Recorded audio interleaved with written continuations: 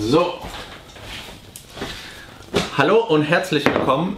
Heute ist Freitag, das heißt erstmal Pierchen und wir machen heute ein kleines Q&A und dabei ist unser neuer Kameramann Dominik. Hallo Dominik, stell dich mal kurz vor, irgendwann mehr von dir. Dominik wird in Zukunft für uns die Videos machen, schneiden und tun. Ich habe gesehen, euch gefällt das, also habe ich mir gedacht, müssen wir das mal ordentlich in Angriff nehmen. Nicht so semi-professionell, wie wir das bis jetzt gemacht haben. Ja, Q&A heißt, wir haben eine Menge Fragen zu beantworten. Wir sind mal so durch die letzten Videos geflogen und haben gesehen, dass da eine Menge coole Sachen sind, die ihr wissen wollt. So, Prost erstmal. Tut mir leid, heute ist Freitag, da ist immer Bierchen. Wir grillen auch freitags immer. Der kam leider zu spät. Schieß los, Dominik. So, fangen wir mit der Frage von Erik an, vom Kühlervergleich-Video. Wäre es möglich, bei der Blockbearbeitung des Lambo V10 einen reinen ASMR-Maschinenporn auf dem Super Performance-Kanal zu bringen? Was sagst du dazu? Kriegen wir hin, oder? Ich denke schon. Ich denke, Philipp hat auch nichts dagegen und wir werden definitiv ein paar coole Aufnahmen machen, wie wir das Ding so zusammenschustern. Und bei Tim sage ich schon, bei Philipp sowieso. Okay, nächste Frage. Philipp D. fragt, wann geht es weiter mit Knatter Heidi 2.0? Jo, Knatter Heidi ist, glaube ich, seit gestern schon am Nürburgring. Die fahren jetzt nochmal mit dem 2-Liter Motor in der SP3.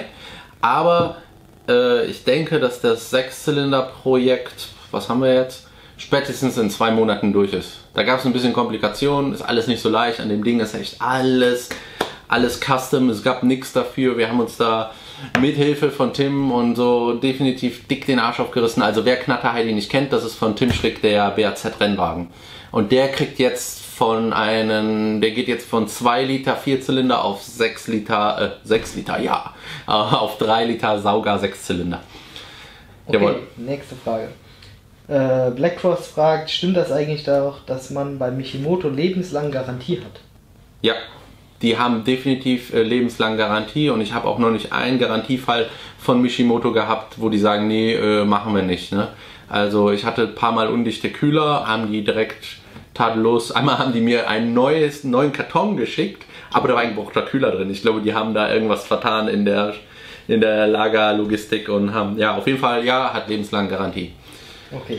Jörn Helmich fragt, wie nennen sich diese Gewindeeinsätze? Finde ja gepresst viel geiler. Oder Aussagefrage.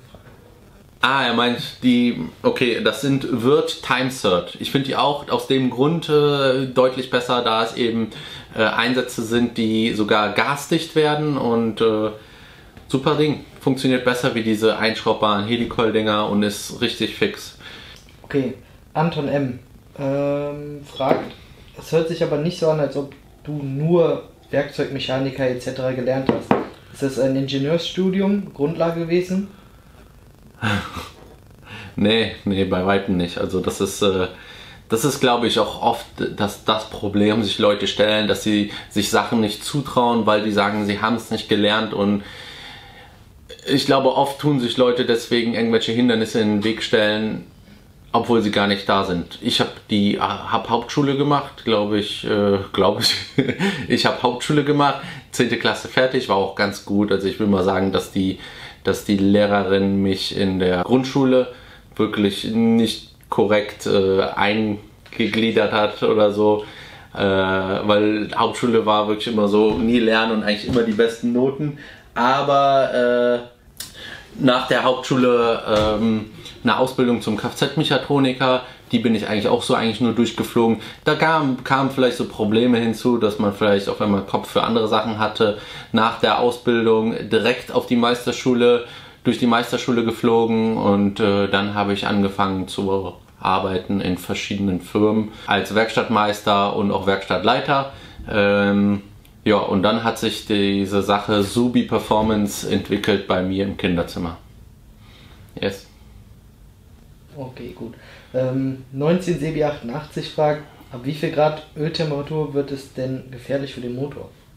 Also es kommt natürlich darauf an, was für ein Öl du fährst, aber sagen wir mal so einen Standard 10W40, 5W30, 5W40 Öl, das solltest du nicht groß über 130, 135 Grad betreiben, wenn du da wirklich in den Bereich kommst vom Gas gehen. Ne? Also nicht mehr, aber dazu definitiv mehr, wenn wir bei Motul sind, denn da haben wir ein Terminchen mit dem technischen Leiter von Motul Deutschland. Da freue ich mich schon sehr drauf. Lieber Alex, ich sehe dich. Alexander Mölle fragt, eine Start-Stopp-Automatik muss doch der komplette Horror für Pleuelager sein, oder? Oh, safe. Immer wieder in diese Mischreibung. Gut, das ist ja auch der Grund, warum in meinen Augen die Motoren nicht mehr so langlebig sind. Es wird immer weniger Lagerspiele, immer weniger und das Öl muss aus dem Grund immer dünner werden. Dieses deutlich dünnere Öl, so ein 5W, 0W30 ist fast wie Wasser, hat natürlich beim Kaltlauf erstmal im ersten Moment eine bessere Schmierwirkung, weil es eben überall zwischenlaufen kann und so. Allerdings reißt der Ölfilm bei hohen Drehzahlen oder hohen Temperaturen deutlich schneller ab, denn so ein 0W30 bei 100 Grad ist wirklich sehr dünn. Aber dazu auch wieder mehr, wenn wir bei dem Modulchef sind. Okay. Entschuldigung, wenn ich den Namen falsch sage. Kalalala Bocker schreibt, wie stehst du zu Öladditiven, die die Haftreibung verringern sollen? Ja, das ist echt eine gute Frage. Und zwar, diese Öladditive, das ist ja kein Hexenwerk und das gibt es schon seit dem Weltkrieg. Ich glaube sogar im Zweiten Weltkrieg wurde da so ein Öladditiv erfunden. Und es hat auf jeden Fall, wenn man es richtig verwendet, in der richtigen Mischung, Dosierung und Anwendung, hat das auf jeden Fall irgendwo einen berechtigten Grund und Sinn, dass es da ist. Allerdings sollte man sich fragen, warum kein Autohersteller so ein Öladditiv zur Verwendung empfiehlt und auch kein Ölhersteller wie Motul sagt, ja, kippt das rein, das ist super für euren Motor. Das hat auch seine Gründe. Und diese Frage habe ich mir eigentlich auch für den Alex vom Motul aufgespart. Aber trotzdem, ich sage trotzdem, dass es in der richtigen Anwendung ein Öladditiv definitiv richtig ist. Und die Frage ist jetzt, was ist die richtige Ölanwendung? Diese ist natürlich immer unterschiedlich. Da muss man sich genau den spezifischen Fall anhören. Okay. Ja. Nächste Frage. Michael STB. Warum gibt es eigentlich keine Schmierölvorpumpe wie bei Großmotoren, zum Beispiel wie in Dieselloks? Ja, zum Beispiel oder Formel 1 Autos haben das auch. The price is high. Ne? Also die ganzen Autohersteller sind um jede Kabellitze und um jede Kleinigkeit am Sparen. Und wenn man eben einen Motor konstruieren kann, der eben für eine gewisse Laufleistung X, ich weiß nicht, was so ein Autohersteller sagt, Garantie 3 Jahre plus 100.000 Kilometer, safe ist, dann sage ich, warum sollen wir das verwenden? Jeder Autohersteller da draußen oder jeder Motorenhersteller könnte einen Motor bauen, der locker 1 Million Kilometer fährt. Die Frage ist nur, ob es wirtschaftlich ist. Das ist wieder alles nur Preisfrage. Deswegen wird in dem Fall, denke ich, safe an einer Ölpumpe aus diesem Grund gespart, weil man eben auch darauf verzichten kann. Okay, Christian G. fragt, der Kolbenbolzen hat weniger thermische Belastung als das Pleulager. Verstehe ich jetzt nicht so ganz. Oben am Kolben ist es doch erstens heißer und zweitens wird doch das Pleulager vom Öl unten praktisch mehr gekühlt, dachte ich. Der Kolbenbolzen da oben, also erstmal unterm Kolben sind vielleicht, also die Kolbenbodentemperatur hat im Betrieb ca. 200 Grad und der Kolbenbolzen ist natürlich schon da oben, aber das Problem ist wirklich im Lager selber, im Pleulager selber ist so eine Mehrreibung wegen der höheren Geschwindigkeit als oben im Kolbenbolzen. Da ist ja nicht so viel rotierende Masse. Deswegen ist die Temperatur dort nicht so hoch. Der Kolbenbolzen wird ja auch nur mit Spritzöl geschmiert. Außer bei den WRC-Motoren habe ich das gesehen, dass eben vom Pleuel unten, vom Pleulager unten nochmal eine kleine Bohrung hochgeht bis zum Kolbenbolzen nach oben. Allerdings, wie gesagt, nicht so viel Reibung. Druck schon, aber nicht so viel Bewegung und nicht so viel Reibung. Okay, Motec fragt, aus welchen Materialien sind die Lager in der Regel? Und wie ist das Verhältnis zu Tuning-Teilen zum Original mit Verschleißhaltbarkeit und Lebensdauer? Sehr gut. Grundsätzlich ist so ein Pleulager aus so einem normalen Stahlrücken gefertigt und Darauf ist eine Aluminium-Zinn-Legierung. Tuning-Teile kann man vergleichen, zum Beispiel der Dieselmotor hat wesentlich höhere Drücke unten am Pleuelager und dafür hat der Hersteller sich sogenanntes Butterlager ausgedacht. Das wird viel im Tuning-Bereich. Dieses Butterlager sind so eine Kombination aus Aluminium-Zinn mit so einem Kupfer-Bleiguss. So, die nächste Frage von Argentum Flower ist, würde bei einem getunten Motor neben den üblichen Verhaltensmaßnahmen auch ein höherer Öldruck etwas bringen und wenn ja, wie viel bar? Eventuell auch MOS2-Additiv? Kann man nicht sagen, genau wie viel bar. Es gibt viele Tuning-Hersteller, die so Tuning-Ölpumpen verkaufen, wo die eben den Haltedruck des Steuerregelkolbens für die Ölpumpe so ein bisschen erhöhen, aber man kann nicht sagen explizit, dass so und so viel bar immer das Gute für den Motor ist, denn ein höherer Öldruck sorgt auch immer für einen höheren Gegendruck und dieser zu hohe Gegendruck könnte den Ölflow quasi minimieren. Es gibt eine schöne Zeichnung, da hatte jemand einen Test gemacht bei den Subaru Ölpumpen, wo man sieht, dass die Pumpe mit der getunten Steuerkolben eben einen höheren Druck liefert, aber der Flow nicht höher ist. Und der Flow ist wichtig für die Kühlung des Lagers eben. Ne, deswegen müsste man das spezifisch für jeden Motor checken. Yes. Zum Thema mit dem MOS2-Additiv, das ist das gleiche wie vorhin. Das würden wir mit dem Chef von Motul checken. Okay, nächste Frage von Freaky Runner. Was mich mal interessieren würde, ist, wie habt ihr beiden Torte-Tauben zueinander gefunden? Wir zwei? Nein. Frage noch nicht zu Ende. Also. Ist der Schreck als Kunde zu dir gekommen? Ah. Timobert.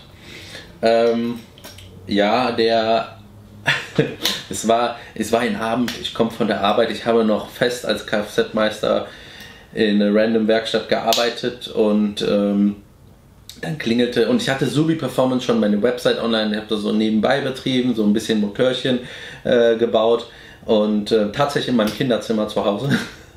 Das war ganz lustig, ich glaube ganz alte Videos könnt ihr gucken, dann seht ihr das noch. Und da klingelte auf einmal mein Handy und dann Tim Schrick am Apparat und ich so, guten Tag, hallo, wie kann man Ihnen helfen?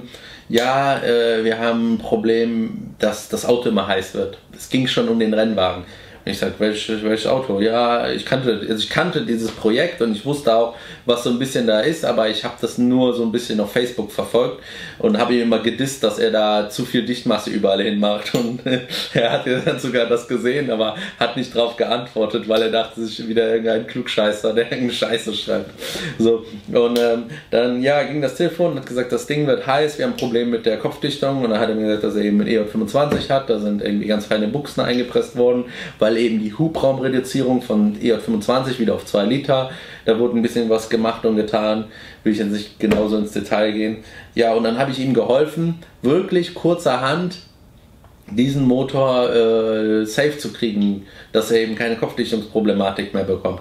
Und das hat so gut geklappt, dass ich ihn dann mal besucht habe beim Onkel Fanny in Remscheid und dann kam er mich besuchen, dann kam die erste Revidierung und das hat sich dann so und jetzt hängt er gefühlt jede Woche einmal hier rum und macht irgendwas. Ein sehr lustiger Mensch, ja. Okay, nächste Frage von Max Maximus. Gibt es eine Hubraumerweiterung vom 2.5er STI-Motor, also vom EJ25? Ja, EJ25. Ja, gibt es. Also es gibt so ein Stroker-Kit. Die Original-Kurbelwelle hat 79 mm Hub beim EJ25. Es gibt eine mit 83 mm. Das heißt, der Hub wird um 4 mm erhöht, was aber nicht gut ist. Und zwar, damit der Hub um 4 mm erhöht werden kann, muss quasi das Pleuel, wenn das jetzt hier die Kurbelwelle so, komm her, wenn hier so die Kurbelwelle sitzt und die Kurbelwelle in dem Winkel ist, dass es am meisten unten ist, dann wird das Pleuel quasi, das steht zu steil bei dem 83 mm Hub, weil hier ist Mittelpunkt der Kurbelwelle, hier ist der Hubzapfen vor dem Zylinder und das steht dann so steil und der Druck, der in dem Moment quasi auf das Kolbenhemd gegeben wird, ist einfach zu hoch und nach meiner Erfahrung funktioniert das nicht und alle, die euch sagen, das funktioniert, die wollen euch das nur verkaufen. Ja, deswegen EJ25, nicht stroken, 2,5 Liter reicht. Das Kolbenhemd bei den Stroker-Kolben, das muss ja dann auch immer kürzer werden, weil eben der Kolben, der Pin immer weiter nach oben geht. Das ist Katastrophe und im Block muss man eine Menge wegfräsen, lasst das, glaubt mir. Und das sind auch keine 2,7 Liter, wie die alle sagen, das sind nur irgendwie 2,6 Liter, also ihr gewinnt nur 100 Milliliter oder so und nimmt dafür übelste Einbußen in Kauf. Nächste Frage. Okay, nächste Frage, THR Takumi. Zu der CNC-Geschichte. Ja. Scannst du den Kopf irgendwie ein oder tust du die Köpfe mit einem anderen Programm modellieren? Die Köpfe werden gescannt. Es wird ein 3D-Scan gemacht und dann wird eine Flächenrückführung, sodass ich die Kopf als CAD-Modell im Computer habe und dass ich an dem Computer, an den Köpfen rumspielen kann, so dass wenn ich das Ding in die CNC stelle, die CNC hoffentlich das macht, was ich dem Ding im Computer gesagt habe. Okay, nächste Frage. Mardan F1 fragt, wie wäre es mit einer Subaru Kaufberatung? Oh, ja, können wir definitiv machen. Wenn ich demnächst mal hier so ein SDI auf der Bühne habe, dann gehen wir mal alle Schritte durch, auf die man so achten könnte. Okay. Marcel fragt, wann kommt das Bildvideo vom CNC-Blog? Ja, auf das warte ich auch schon. Also es ist halt so, dass ich bei dem Blog mir wirklich... das soll wirklich was Besonderes werden und das will ich einfach nicht, das mache ich ja nie, aber ich will wirklich da ein geiles Video draus machen und Gott sei Dank sitzt der hier, der das jetzt so geil filmen kann für euch und es soll auch noch eine bisschen andere Art von Video werden. Lasst euch überraschen, was wird cool. Ja. Die nächste Frage von Erik bezieht sich auf das Video mit den WRC-Köpfen auf den TVR-Blog. Ja. Und da fragt er, ist es dasselbe Material, was NG bei ihren Köpfen als Secret hat? Aha, der meint die Ventilsitze, dieses Bronze, Kupfer. Nee, es ist, NG hat da ein anderes Material. Ich denke, dass bei den TVR-Motor tatsächlich noch Beryllium Ventilsitze drin sind. Beryllium ist nicht so cool, ist hochgiftig beim Zersparen und wurde damals noch verwendet. Ich denke, ich weiß nicht, ob in der Formel 1 wurde es sogar verboten. Und es hat eben die Eigenschaft, dass es ultra hart und fest ist und eine Leitfähigkeit von Wärme hat des Todes. Und die Jungs von NG haben da eben was Ähnliches gefunden, was nicht Beryllium beinhaltet. Deswegen denke ich, dass das was anderes ist. Okay, gut. Nächste Frage von Domnek. Sag mal, würdest du ein Video von eurem Workshop machen und wie ihr das alles organisiert habt? Das habe ich schon mal gemacht, das ist allerdings jetzt bestimmt schon über ein Jahr alt und wir sind umgezogen und wir haben hier so viel neue Sachen gekauft und gemacht und ja, wir sind eben eine kleine Firma, die sich mit großen Schritten vorwärts bewegt. Manchmal lieber, wie ich das gern hätte, aber werde ich definitiv machen. Okay, nächste Frage von Frank Fiene. Warum keine Golfballoberfläche? Bringt das nichts mehr? Das war auf dem WRC-Zylinderkopf, ne? Ja. Also die Golfballoberfläche soll ja einen gewissen kleinen Strömungsabriss und so eine Mini-Verwirbelung im Einlasskanal bewirken, so dass du quasi ein besseres homogeneres Gemisch schon vor dem Ventil stehen hast. Und ihr könnt mir eins glauben, die Jungs, die diesen WRC-Zylinderkopf konstruiert haben, die haben alle mögliche Kanäle auf der Flowbank gehabt. Und beim WRC-Block bin ich mir, glaube ich, relativ sicher, dass das vom Reglement nicht erlaubt wäre. Allerdings glaube ich auch, dass das nicht viel bringen würde. Die Jungs von NG haben mir auch gesagt, dass es diverse Zylinderköpfe gibt, wo es was bringt, wo es sogar teilweise Nachteile bringt und wo es auch gar nichts bringt. Also man muss wirklich viel testen und machen, um zu sagen, dass es geht. Und da die WRC-Jungs das safe gemacht haben, denke ich, bringt das nichts. Okay, nächste Frage, auch wieder auf Bezug auf das WRC-Cup-Video von EGXXX. Sieht sehr gut aus, das Köpfchen, ähnlich wie bei 4Piston Racing, wird wahrscheinlich ultra teuer sein. Kannst du mal Preise in deinen Videos nennen, also circa Preise? Das wäre super. Also ich denke, wer so einen neuen WRC-Zylinderkopf irgendwo ordern könnte, falls es noch zu ordern ist, kostet ein Zylinderkopf safe 6.000, 7.000 Euro. Ein Kopf. mal 2. Nächste Frage von Clusis 00. Warum fräst man keine kleinen Kühlrippen in die Köpfe rein? Dann spart man doch etwas an Gewicht und die Kühlfläche wird größer.